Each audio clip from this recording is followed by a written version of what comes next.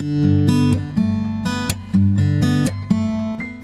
newlyweds, welcome back to the Just Married channel. I'm Susan Sutherland, and today we're going to be discussing wedding catering. So there's a lot you have to think about when it comes to planning how you're going to feed your guests at your wedding.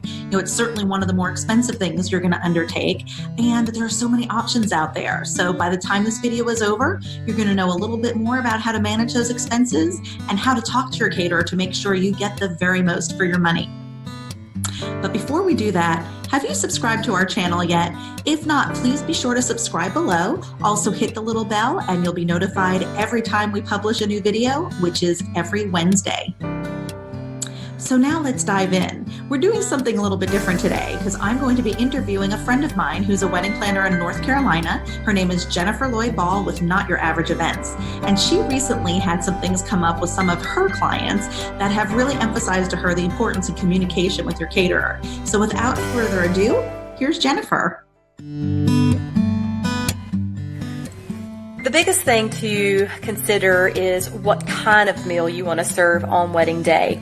Look at your crowd. If you have a lot of elders, if you have a lot of guests coming that may have disabilities, or you may have a lot of small children, a plated meal may actually be your smartest thing to have at your wedding, because this way your guests do not have to get up and walk around.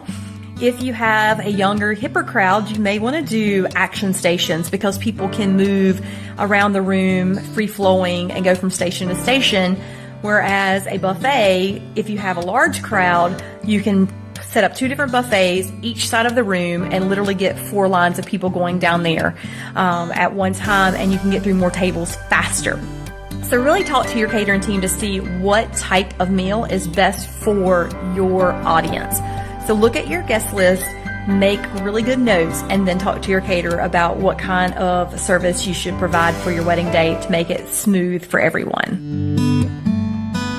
Recommend when you are speaking with your catering managers and your catering team to listen to them. Let them know what kind of items you're looking for to create a menu.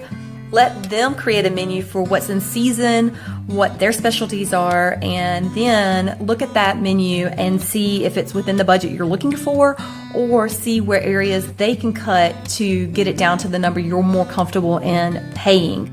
Then you want to make sure you're giving them the proper count for the head count. Now, caterers are usually going to bring a little bit extra. That's just part of what they're going to do. They never want to run out of food, so it's great to kind of give them a head count of, this is how many adults are going to be here. This is how many kids are going to be here that are 5 and under. These kids are going to be there that are 5 till 11, and then we have this many vendors. By giving them those kind of counts, you may even be able to talk to your catering team about creating a kids buffet or a plated kids meal to save on budget, and also to make sure that the kids are eating, kid-friendly food as well. Have to have great communication with each and every person involved in this day. You've got to let them know, both in writing and verbally, what your expectations are and what you're wanting, because they can't read your mind. So I think you need to have it in writing. So your contracts should be in writing. You should have a professional vendor to create contracts, complete invoices, and really want to make sure that they are all listed as to what's going to happen on that day. Then also your detailed schedules. Those are going to be another layer of information that are going to lay out what you are expecting for your day. And then during the day, you'll have a coordinator who will follow through with what the contract stated, what the emails stated up until the day of, and then of course what the schedule's written for the day is outlining that's going to happen. So by having good communication in different avenues and in different ways, you should have a very smooth day.